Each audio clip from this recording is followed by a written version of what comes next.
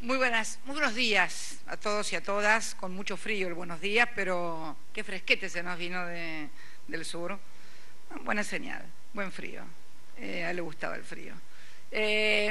Vamos, realmente un momento y un día muy importante por muchos motivos. En primer término, porque esta medida de política activa industrial habíamos pensado rediseñarla hasta a partir del 30 de junio, que era su vencimiento, pero dadas las circunstancias, no de la Argentina, sino del mundo, se hace imperioso sostener las políticas fuertemente contracíclicas y aún acentuarlas, como en el caso del aumento del arancel de importación. Le faltó decir para que la gente sepa qué es lo que se aumenta, no sea cosa que alguien crea que estamos aumentando algún derecho de exportación y se ponga nervioso, no es así. Arancel de importación para los bienes de capital y en un 2% únicamente para aquellos bienes de capital que no se construyen en el país. Esto es una reforma muy importante que estamos haciendo, porque estamos dando también además equilibrio fiscal, al mismo tiempo que sostenemos la medida contracíclica de ayuda a la industria nacional que beneficia a las provincias argentinas, provincia de Buenos Aires, Santa Fe y Córdoba, obviamente, donde se desarrolla fundamentalmente toda la industria metalmecánica, pero también son en total 15 provincias, pero la primera es Santa Fe con 517 millones de pesos, la segunda es Buenos Aires con 439 y Córdoba en tercer lugar con 290, Mendoza con 59 millones y el resto del país 116 millones de pesos más en costo fiscal, pero fundamentalmente en lo que hace a la protección del trabajo, del empleo, de la industria, de la empresa nacional.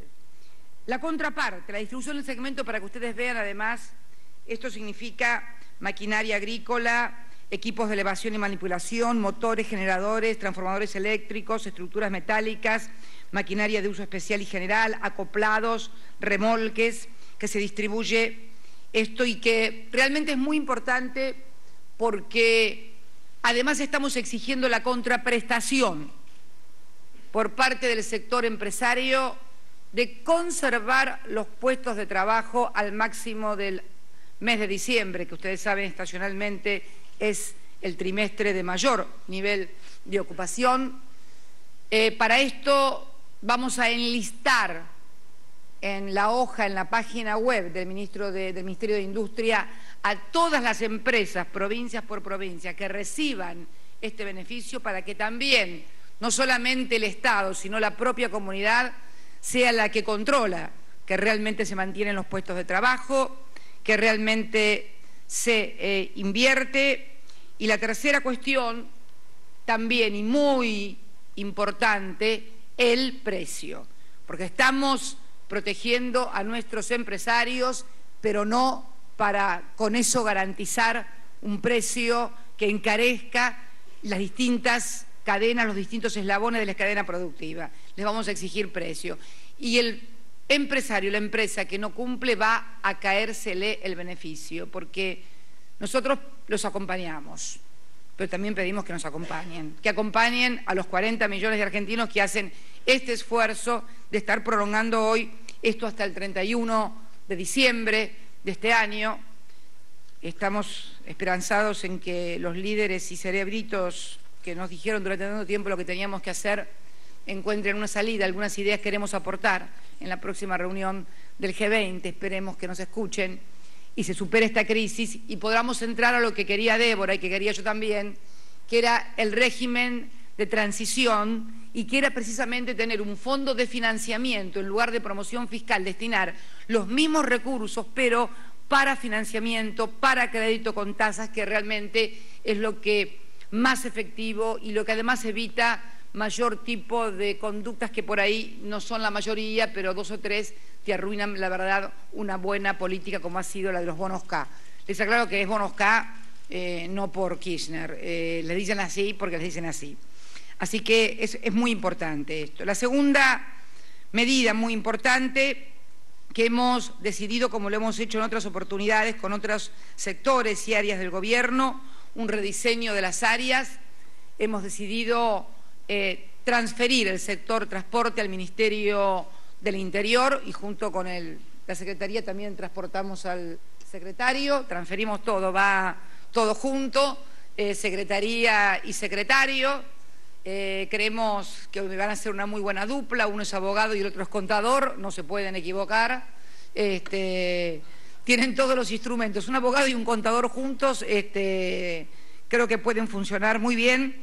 Y además porque necesitamos también, lo charlábamos ayer con Julio cuando estábamos terminando de conocer el plan de YPF, la necesidad de que vamos a tener que abocarnos desde el Ministerio de Planificación Federal a una tarea muy importante y muy diferente, no diferente sino nueva, con nuevos componentes, por esta incorporación que se hace a un instrumento de decisión política nacional como es contar el Estado con el 51% de las acciones de yacimientos petrolíferos fiscales luego de la presentación que ayer hiciera su titular de directorio y CEO, el ingeniero Miguel Galluccio, que por cierto fue excelente y que revela que las decisiones que hemos adoptado no fueron decisiones al Bartoleo ni dialogadas, que fueron planificadas, que fueron pensadas y que fueron ejecutadas. Y que para hacerlo elegimos a los que mejor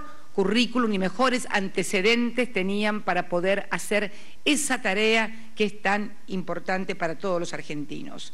Este nuevo Ministerio del Interior, que además se complementa con la Agencia Vial, el Ministerio del Interior ya había sufrido una detracción de competencias cuando también se transfirieron las fuerzas de seguridad en el año 2007 y luego al Ministerio de Justicia, que luego se creó el Ministerio de Seguridad, también cuando se creó el Ministerio de Industrias, separándolo de Turismo, separándolo de Industrias, cuando creamos también el Ministerio de Industrias en el primer gobierno mío. Vamos de a poco, como digo yo, rediseñando el Estado y entendiendo cómo tenemos que ir acomodando cada una de las áreas para hacerla más eficiente, no por una cuestión de que quien estaba antes no lo hacía eficientemente, sino porque vamos complementando las áreas y vamos fundamentalmente estableciendo nuevas formas de ejercitar la función pública. Una de las primeras tareas que van a tener que hacer Alejandro y Florencio va a ser la constitución de un organismo de transporte del área metropolitana, del AMBA. Esto es un órgano tripartito que convoque de una buena vez por todas al Estado Nacional, que es el que pone la plata para todos los transportes, y convocar al gobierno de la Ciudad de Buenos Aires y al gobierno de la provincia de Buenos Aires, a quienes les transportamos de un lado al otro, a sus trabajadores y a su gente, y con cifras que las quiero leer para que ustedes vean y la necesidad. Por eso también es muy buena la combinación, no solamente de un bonaerense, sino también de un hombre del interior. Me parece que es bueno que también tengamos esto. Para que ustedes se den una idea, en colectivos, en transporte de colectivos, en la Ciudad de Buenos Aires, el subsidio total para colectivos por año, transportando unos 354 millones de pasajeros anuales, es de 1.172 millones de pesos, únicamente en colectivos. En el resto del AMBA es de 10.192 millones de pesos. Transportan 2.752.000 pasajeros anuales. En el interior, o sea, en el resto del país, que incluye inclusive el propio sector de la provincia de Buenos Aires, es de 4.543 millones de pesos y se transportan 1.826.000 millones de pasajeros. En el sistema ferroviario, que también vamos a darle como lo hemos venido haciendo en obras que, claro, ante el deterioro formidable de décadas, desde los años 60 no se hacían obras, todo parece poco, pero realmente se ha hecho mucha inversión. Pero estos son también los subsidios, lo que se paga para que el precio del transporte sea el que hoy tiene la ciudad de Buenos Aires, y vean lo que pasó en el caso del aumento del subte, donde se nos transfirieron, se hizo una pérdida de un 20, un 20 y pico % que se cargó a los colectivos por el aumento, porque obviamente cuando uno tiene un sistema de transportes tiene que hacerlo armónicamente, las decisiones, porque si no se producen los desbalances que terminan destrozando el sistema. Por eso la necesidad de articular una mesa tripartita donde el Estado Nacional, que es el que pone el dinero para todo, pueda coordinar esfuerzos, trabajo y colaboraciones también con el gobierno de la provincia de Buenos Aires y con el gobierno de la ciudad de Buenos Aires. En materia ferroviaria, en el AMBA, en trenes, sobre unos 356 millones de pasajeros anuales, tenemos un total de subsidios año de 4.582 millones de pesos. En el subte, esto va a ser hasta fin de año, obviamente, que es donde hemos firmado el acta y completado la transferencia también a través de la ley nacional. Hasta fin de año el Gobierno Nacional seguirá poniendo la parte correspondiente del subsidio, que son 360 millones de pesos. Y en el interior, 47, es ferroviario, estoy hablando, 47 millones y medio. En total, entre colectivos y ferrocarriles, el Estado Nacional está pagando en subsidios 21.168 millones de pesos por año, de los cuales solamente el 22%, 4.590 pesos, corresponden a todo el país, y el 78%, 16.568 millones, corresponden a la región metropolitana. Esto es provincia de Buenos Aires y ciudad de Buenos Aires. Toda la plata la pone la Nación. No se pone un solo peso de ninguna de las demás jurisdicciones. Por eso necesitamos sentarnos realmente para elaborar un sistema. Esta va a ser una de las primeras tareas que va a tener Florencio y que va a tener Alejandro, entre otras tantas, porque también explicar claramente qué parte de estos subsidios va para obras, qué parte va para pago de salarios. La mayor parte de los subsidios están yendo para pagos de salarios de los trabajadores, también esto es bueno que se sepa, pero es necesario que todos se hagan cargo de la parte que corresponde.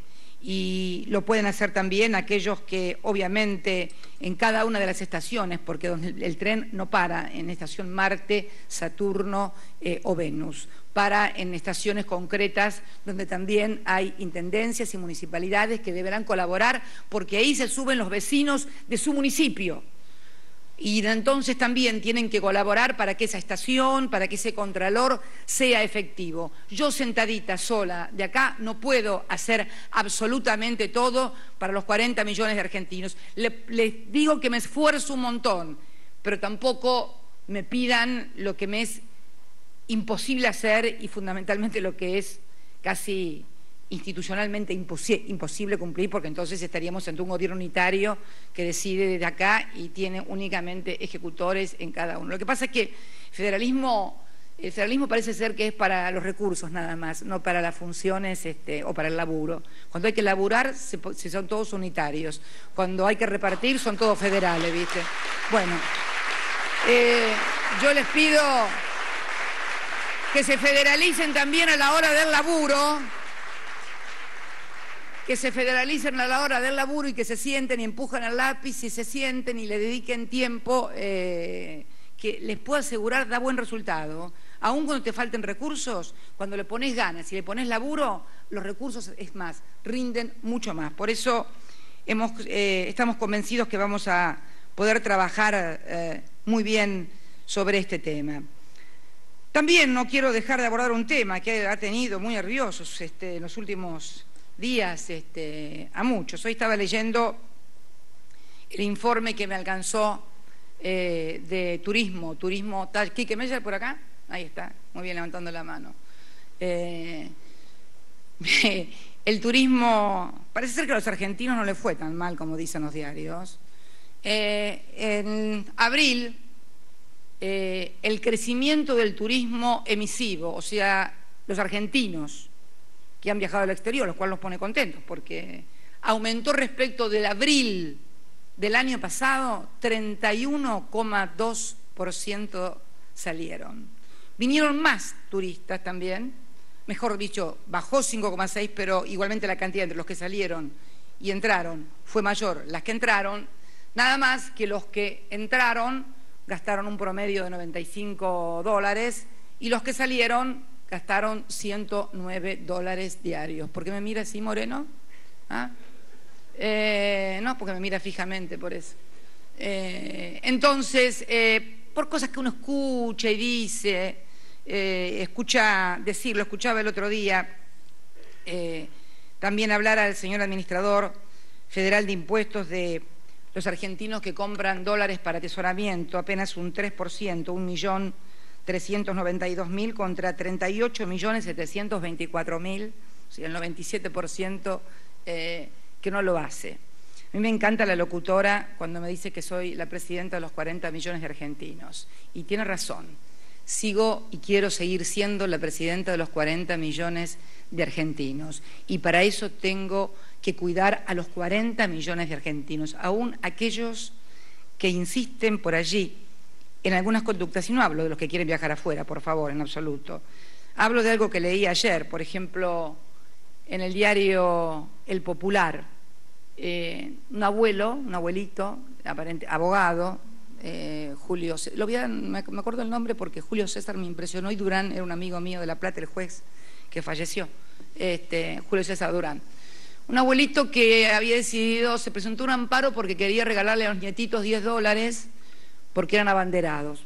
Primero, un abuelito medio marrete, porque la verdad que si es abogado, o 45 pesos o 49 pesos regalarle a 2 nietitos, la verdad que yo hubiera hecho un esfuercito más, ya en orden. Me sonó más, siendo abogado, y siendo abogada yo también, y conociendo el paño y a los colegas, me sonó más a preparar la chapita para luego comenzar con la industria del juicio, a la que son tan afectos. A mí lo que me llama la atención es que haya gente y comunicadores que pidan dolarizar la economía. Yo digo, tan lejos fue el 2001, tan lejos ha quedado. Si la dolarización hubiera triunfado, estaríamos todos muertos los argentinos hoy.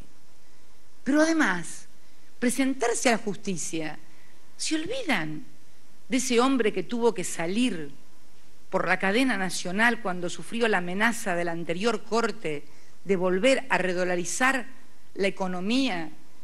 Se olvidan de todo lo que pasó, se olvidan todavía los que van a cobrar este agosto, creo, vence el último vencimiento del Bodén 12, cuando le chaparon los depósitos y no se lo devolvieron, y se lo estamos devolviendo nosotros peso por peso todos los años, dólar por dólar. La verdad, el abuelito no sé, me gustaría conocerlo, aunque en realidad me gustaría conocer a otro abuelito. Me gustaría conocer al abuelito. Tráeme las fotos, nene. Dale. Tráeme las fotos. Me gustaría conocer al abuelito de esta nena que ven acá. Esta nenita, 16 años, sí, para mí es una nenita, ¿te imaginas? Es una nenita, es más chica que mis hijos. Tiene 16 años, se llama Micaela Isola. Mira, estás vos, Cuervo. Qué viejo estás vos al lado, Cuervo. Por Dios, está Juan, hasta Juan parece viejo al lado de la nena, tan viejos ustedes también. Hasta están en la Federación de Estudiantes Secundarios. ¿Y qué tendrá que ver esto? ¿Qué tendrá que ver esto? Esta nena, de 16 años, que es delegada en el colegio Monseñor Audino, no me acuerdo el nombre, un colegio confesional, dependiente de la Universidad de San Juan. Ahí me trae para el apunte, para no equivocarme.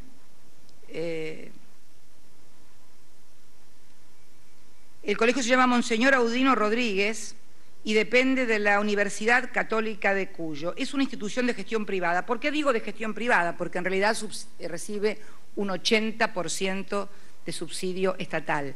Privados son los colegios que no reciben un peso del Estado, ni nacional ni provincial.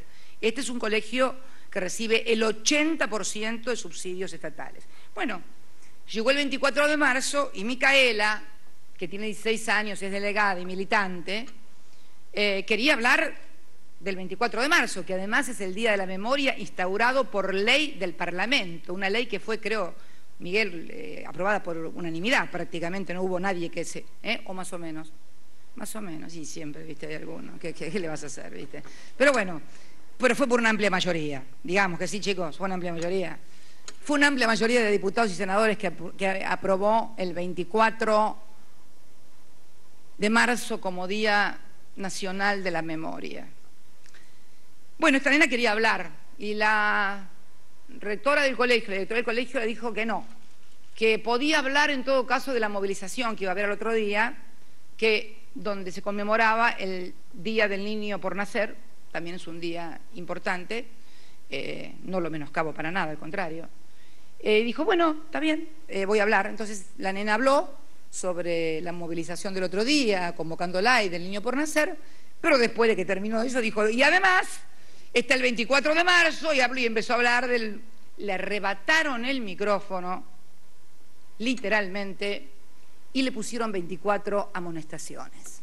Todos los que hemos ido al colegio secundario sabemos que te coloquen 24 amonestaciones es para... La otra te dan el expiante porque a las 25 quedas libre, está claro. Obviamente su madre, con mucha justicia, se presentó al INADI a reclamar, también tomó cartas el ministro de Educación de la Nación, porque además el Día Nacional de la Memoria, como el Día del Holocausto, están en los programas de estudio de todos los colegios, son programas de estudios obligatorios. Bien, finalmente la niña le fue retirada y acá está Micaela, que fue invitada por la Federación de Estudiantes Secundarios, y yo quiero contarles que Micaela, me contaron los que estaban con ella, ahí está hablando, y dijo, contando lo que le había pasado, que así como Néstor, dijo, no dejó sus convicciones en la puerta de la Casa Rosada, yo tampoco pienso dejar las mías en la puerta del colegio. Y la verdad que cuando me lo contaron, a mí, te juro, me hizo una cosita en la panza y me emocioné mucho. Digo, no lo tengo, pero la verdad que valió la pena todo lo que hizo este hombre para que una piba de 16 años, 16, dice, es así chiquita además, mira, se ve en la foto que chiquita, que es así, tenga estas convicciones. Hace unos años los pibes de 16 años no sabían ni cómo se llamaban, ni una piba de 16 años de un colegio confesional, como yo también he ido a un colegio confesional, ¿vieron cómo salimos de los colegios confesionales, viste? Parece que salimos media brava. Yo también soy recibida de colegio confesional, soy de la Nacional de la Misericordia de La Plata. La hermana Rosita, señor, se acordará de mí. Pero somos bravas, así que guarda. Pero a poco de averiguar estas cosas, ¿cómo puede alguien en el país, cómo puede alguna autoridad educativa, toma, por favor, tener este tipo de actitudes? Rescatamos, este colegio depende de la Universidad de Cuyo, como dije, cuya rectora es María Isabel Larrauri. Y acá me trajeron una foto de la señora, otrora, en blanco y negro. Qué buena, la foto de los chicos está en colores, es una buena. Esta me la consiguieron en blanco y negro porque se ve que son los diarios de la época. Y se la ve seguramente en una función de gala a María Isabel Larrauri, la rectora del colegio, la señora del que sería gobernador en ese momento. Zamboni era el gobernador puesto por los militares en San Juan, se lo ve a Videla, se lo ve al gobernador, se lo ve al general Luciano Benjamín Menéndez, también sentado aquí, y a Maradona, no a Diego, por supuesto, ni por edad ni por convicciones, sino al general Maradona. Uno cuando ve estas cosas entiende por qué a Micaela le pusieron 24 amonestaciones. Dios mío, si supieran que eso produce el efecto exactamente contrario, y si no, miren la historia, pero no la historia de los últimos años, de todas las últimas décadas, creo, en la República Argentina. Pero la verdad que da un poquito de cosita, ¿no?, de gente que esté al frente así de la educación de nuestros estudiantes, sobre todo cuando la educación la paga el Estado, además, y la pagan todos los argentinos. Yo quiero también agradecer y recordar al general Mosconi. Ayer fue un día muy especial en la presentación del plan. También recibí un libro de regalo. Me mandan de todos lados cosas. Este es un libro, Dichos y Hechos, que es un libro que se editó con todos los discursos de Mosconi 2 años antes de que él muriera, es del año 38. Y Mosconi escribe también y se lo dedica a la juventud, ¿saben? Eso me encantó. Mosconi, general, en aquella época, 38, se dedica a la juventud de mi patria, de cuyo espíritu depende la Argentina del futuro. Dedico estas páginas compiladas en las horas de mi larga y feliz convalecencia, se ve que había estado enfermo, exentas de formas académicas, pero sincera y patrióticamente sentida. Inspírame el deseo que cada argentino haga lo que deba y pueda para lograr la conquista de nuestra independencia integral. Y muéveme también el anhelo de que nuestra juventud se lance a la acción con todo el empuje de su voluntad tenaz y con el propósito firme e imperturbable de no cejar ante cualquier obstáculo o momento de adversidad. Sí, dice Mosconi, no cejéis, jóvenes argentinos, y si llegáis a encontrar vallas aparentemente insalvables, que esto no os amilane. Si os veis obligados a detener vuestra marcha, que solo sea momentáneo y os sirva para contraer los músculos y dar luego un salto más potente y decisivo hacia adelante, con el fin de alcanzar el ideal propuesto, confiando en que la justicia y el honor triunfan siempre. Ello será para bien y progreso de la nación. General Enrique Mosconi. Yo no sé si Micaela...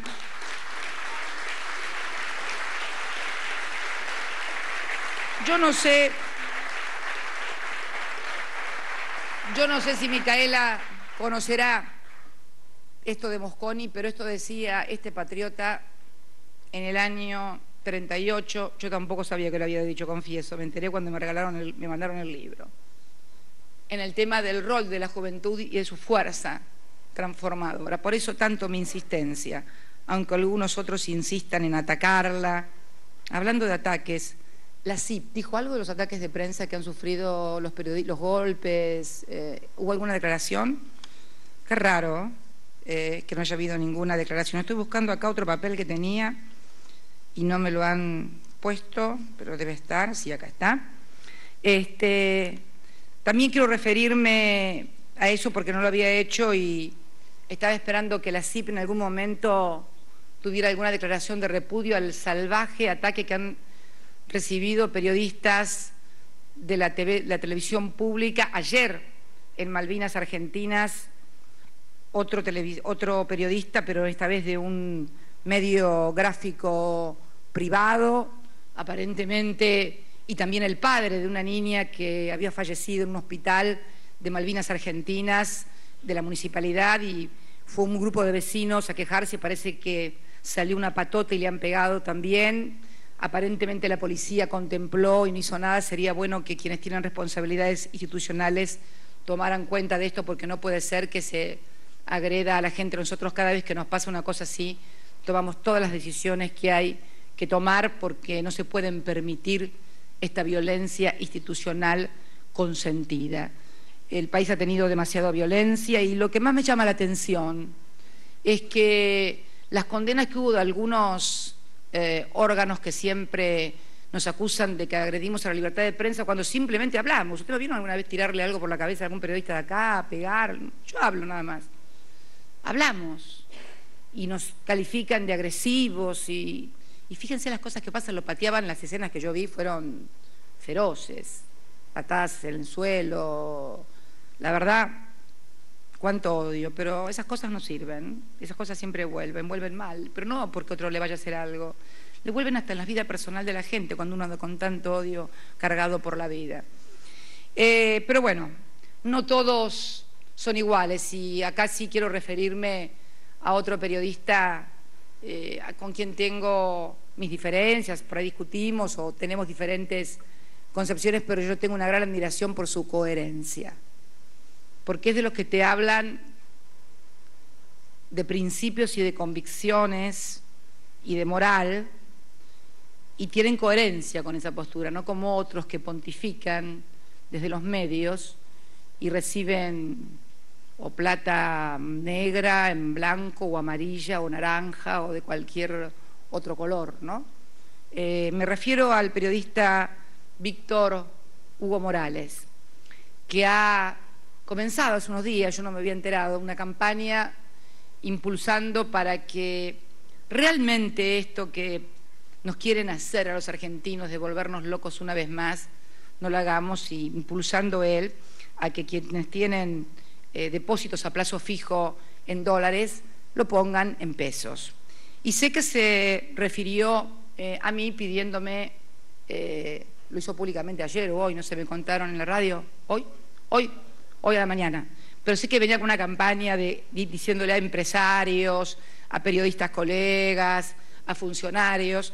La verdad que yo tengo un solo plazo fijo en dólares viejo, bastante viejo, que viene de tiempo, y lo otro lo tengo en pesos, porque en realidad, objetivamente, es más rentable tenerlo en pesos que tenerlo en dólares, pero esa cosa de la cultura y del cambio cultural. Quiero decirle, si me está escuchando Víctor Hugo Morales, no sé si estará en el programa, que he decidido que voy a poner mi plazo fijo en pesos.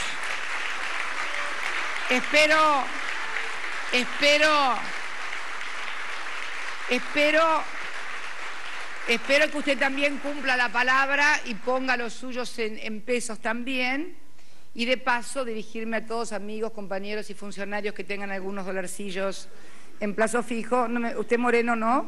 Bueno, que lo pongan. Bueno, me parece, vos Fernández, me parece que estás primero de fila con bonete además. Vos primero de fila con bonete. Primero de fila con bonete. Pero realmente creo que es bueno y creo que en definitiva Víctor Hugo Morales tiene razón. Creo que es necesario dar testimonio y dar pruebas, porque hablan cada uno que han fundido diarios, que han dejado gente en la calle y todo, y hablan, y bueno, en fin. Es una Argentina de una libertad maravillosa y yo, la verdad que estoy muy orgullosa de vivir en un país donde uno puede escuchar todo, cosas inteligentes, cosas sensatas, cosas coherentes, como las que planteaba Víctor Hugo respecto de este tema puntual, y todas las otras estupideces que uno ha escuchado en estos días, con algunos incluidos de los propios. Pero el otro día leí un reportaje,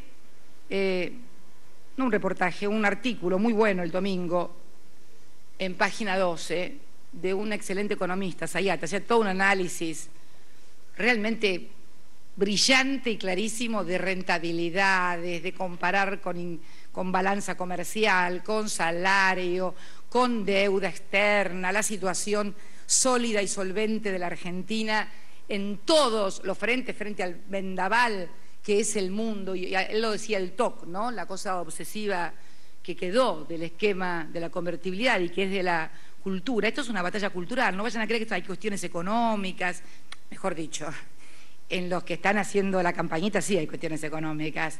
Me refiero al comportamiento de los argentinos, hasta el propio comportamiento de uno, comportamientos resabios, culturales que le quedan. Por eso leí el artículo con mucha claridad, Sadia lo exponía, pero me gustó lo que citó al final, citó al intelectual vasco, y digo vasco porque si llego a decir español se revuelve en la tumba y vuelve y me mata, Pío Baroja, sí, Pío Baroja me mata, donde él decía que había 7 clases de españoles Y yo soy nieta de gallegos y buena parte de nosotros somos nietos de gallegos, así que me puse a leer atentamente las 7 clases que Pío Baroja hablaba de los españoles. Y decía que están los que no saben, esa es una clase. Están los que no quieren saber. Están los que odian saber. Odian saber. Hay gente que odia saber porque no coincide con lo que ella desea. Entonces, como no coincide con su deseo y con su cliché cultural, odia saber, no quiere saber, odia saber. Los que sufren por no saber, esa es la 4ª categoría. Los que aparentan que saben, bueno, de esos contamos para ser dulce, contamos para ser dulce. 6º eran los que triunfan sin saber.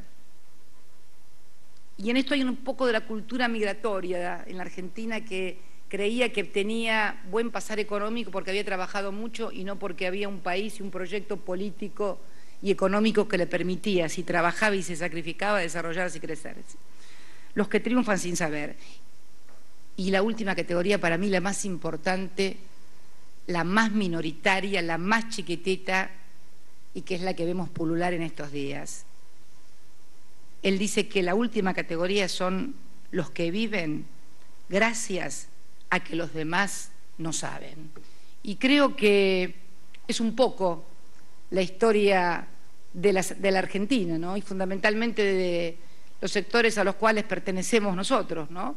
Los sectores siempre más influenciables, pese a tener formación, instrucción y demás. Por eso yo quiero, en este día de anuncios donde hemos inaugurado este parque industrial maravilloso en Lules, tenemos 4 parques más para inaugurar en estos días, en Entre Ríos y en Verazate. ¿En dónde?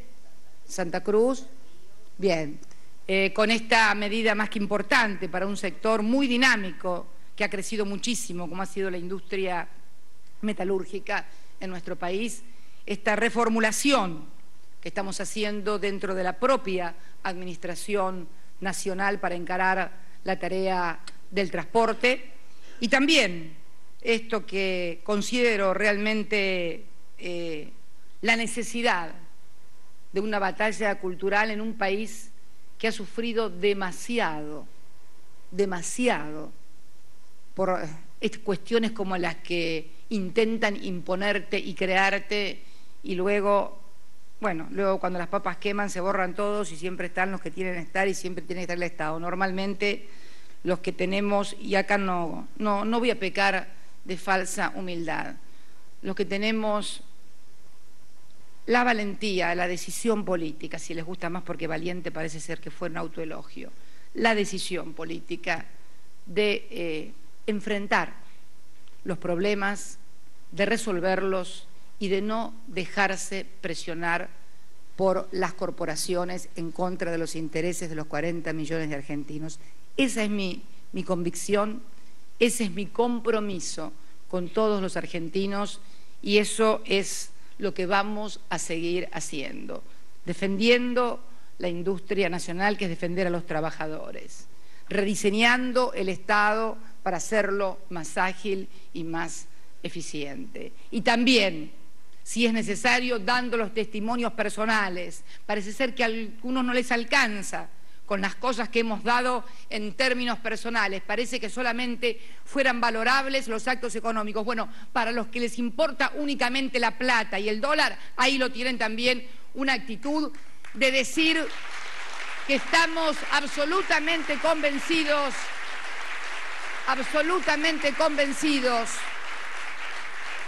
de esta batalla, de la cual depende, en un mundo además convulsionado, en un mundo que no acierta y no ve la luz del túnel, seguir apostando a lo nuestro, que no es aislarnos, al contrario, es precisamente querer instalar de una buena vez por todas, como lo decía ayer en la presentación del programa de YPF, la necesidad de entender que solamente a través del trabajo, de la producción, del desarrollo, del consumo, de la inversión, del crecimiento, vamos a poder salir de este atolladero a nivel global. Lo que yo tenga que hacer aquí, como presidenta de los argentinos, lo voy a seguir haciendo. No les quepa a nadie la menor duda. Y vayan también mis felicitaciones para Micaela y mis condolencias para el papá de la chiquita esta que fue apaleado en Malvinas, Argentinas, y que tuvo que ser internado. Su hija se había muerto por mala praxis, aparentemente. Y también para los periodistas, no que han sido agredidos porque le dijeron algo. Fueron agredidos en serio, le rompieron la cabeza, les patearon las cámaras. Me hubiera gustado ver más titulares de los medios de comunicación acerca de esto y actitudes más combativas también de algunos de sus colegas, por esto del doble estándar, digo, ¿no? Así que a seguir trabajando con mucha tranquilidad, con mucha eficiencia, con mucha serenidad, y ni lentos ni demasiado apurados, al ritmo adecuado y según las circunstancias. Muchas gracias y muy buenos días a todos y a todas.